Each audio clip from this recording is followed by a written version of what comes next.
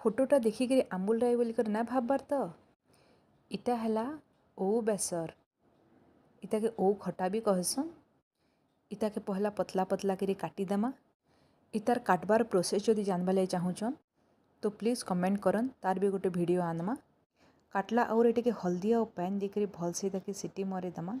फिर बाटमा बेसार इथि जीवा अदा लेसुन कच्चा मिर्चा और टिके सोरसो।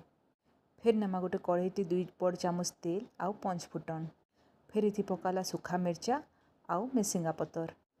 फिर दीदेमा बाटला बेसार हल्दी नून आउ मिर्चा पाउडर भल से टी घाटी गुटा दमा। फिर हमें पकईदमा आगु सिझे कर रखि ओ इताके भल से घाटी गुटा दमा। आउ उपरू पकामा 2 बड़ चामच चीनी। टिके टाइम लगी इटाके ढापिकी रखमा। पैन जिते बेले टिके अंटी जिबा उपरू पकईदमा धनिया पतर। आपण माने भी थरे ई प्रोसेस रे ट्राई करन आ बताबे केनता